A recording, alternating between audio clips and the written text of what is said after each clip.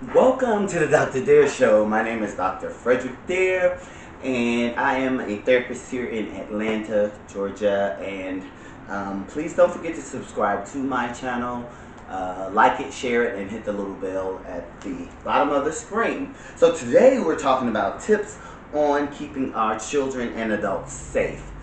Because something's really bothering me, bothering my spirit. I'm seeing all these missing children, missing adults.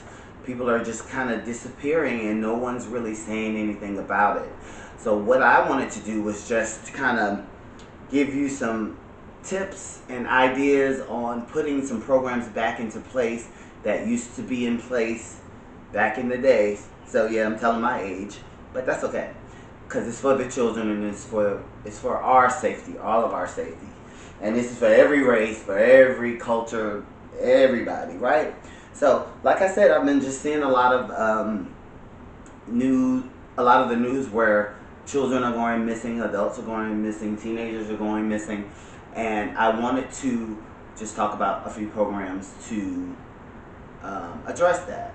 So, we all good with that? Yes. Okay. So the first one, this is the old school. This is the neighborhood watch program.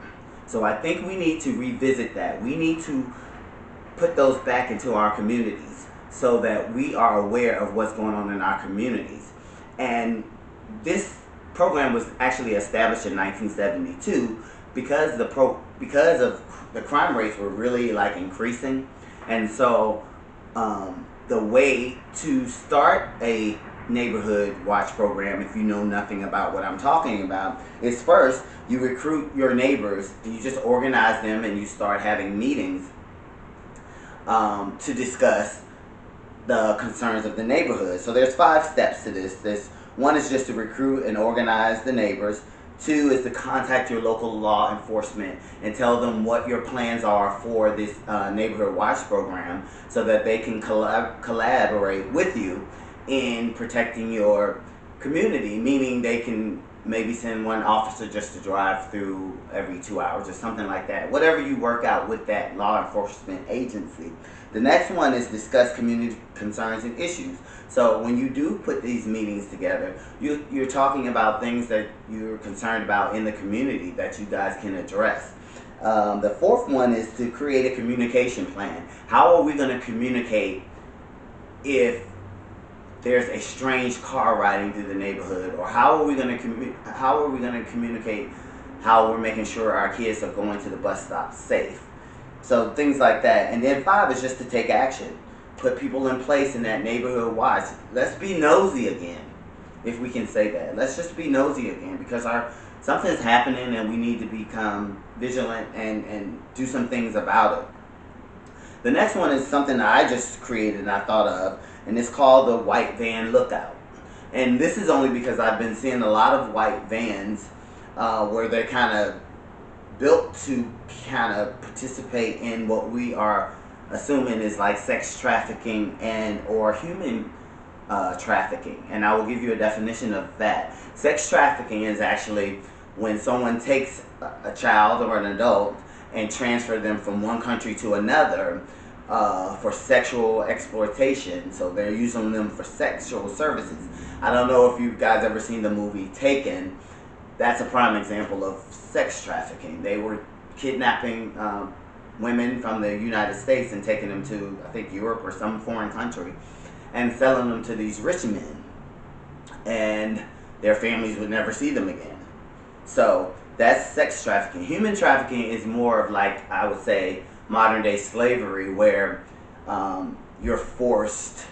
Somebody grabs you by force, maybe by kidnapping or something like that, and they make you participate in some kind of labor or some kind of sex as well. So that's those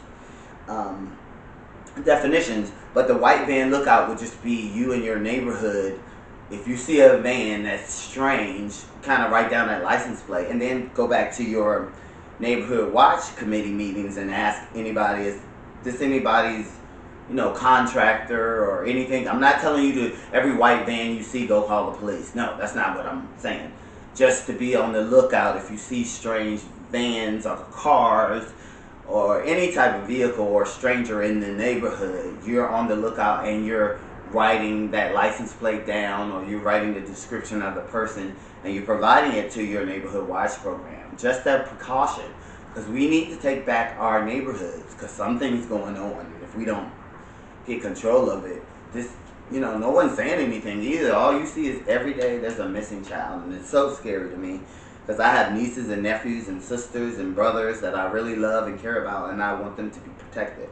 So the next thing I thought about is to install a kids pair-up program, to where no kid is walking down the street alone. Like if they get off the bus, Sally and Joe walk together to go home.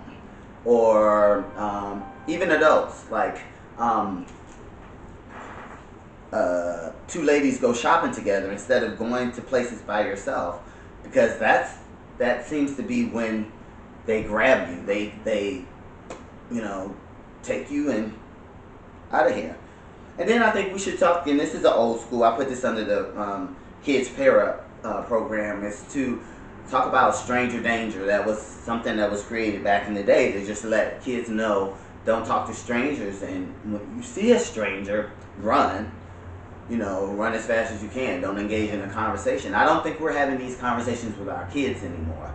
And that's what I think we should do. Sit down with your kid and tell them what's going on, how much ever you want to reveal, that's up to you. Or just give them tips on how to stay safe, how to recognize it, not talking to strangers. If you see a white van, you run. I've seen so many videos. I've seen a video where a guy was in a car and he was following this little girl, and thank God she ran and got away. But things like that, hopefully her parents probably had a conversation with her, and I think we should have conversations with our kids. The fourth one, I said a whistle program, meaning give your child a whistle. I don't know if you want them to, if they're a younger kid, maybe they can wear it around their neck, or put it in their book bag, or an older kid, just put it in your book bag, or keep it somewhere. So if somebody is going to try to grab you or take you, you can pull out that whistle and blow it and blow it and blow it. That's going to get more attention, and especially if you discuss that in your neighborhood watch program, that you're installing this whistle program. So as soon as the neighbor hears that whistle, they can come out and help. And so next one is video a stranger. And I actually got this idea from this video I posted on my Facebook page. If you're connected to my Facebook page, where you video a stranger, like if someone's following you, or you feel like your life is in danger, or you feel, something is not right, pull out your phone, go to Facebook, go live, or whichever social media you want to use, but go live, because then you have a live actual event that's happening. And I got this from a lady that I seen on TV, where she was, on Facebook, she was being followed by this guy all through the store, and then he followed her out in the parking lot, and he even tried to get in her car. And so she videotaped all of this, had him on live, and she shared it with the world, because then it became viral and the news caught it, and it was like, and I thought this is a way to, another protective measure that we can use. And 6, this is the last one, put away your cell phone. It's a distraction. When you're walking to go somewhere, or you're walking to go somewhere, or you're alone, and you can't be in your phone like this, because then you're not being what I call mindful. You're not aware of what's going on in your surroundings. So be careful of using your phone all the time and being so distracted that you're not even aware of what is going on around you, because you're putting yourself in danger. And so I just wanted to leave you with this. I did this show because, like I said, it was heavy on my heart that I was seeing all these kids disappearing, and adults disappearing, and nobody knows what's going on. And so let's install the neighborhood watch, the white van lookout program, the kids pair up program, the whistle program, and the video a stranger program, just to keep our kids safe. Because I am so concerned with what's going on, and I don't know all the background of what's going on, but I just see all these missing kids and adults, and it's just not. And I had a train of thought and I lost it. But anyway, thank you for listening to Dr. Dare. Don't forget to subscribe to my channel, like it, share this video as much as you can. Share it with your kids. Share it with, other adults, other parents, your neighborhood, just so we can get these programs started. That's what I wanted to say. Virginia, I love you. Newport News, there's a group of men who started this program that used to be in place back in the 90s, I think, and they're taking back their streets. They actually got a group of men, and they're actually walking kids to the bus stop, being there when they get off the bus, because we're aware now. We have to become aware, and as a therapist, I always say, in order to change something, you must become aware. So, good day, and thank you for listening.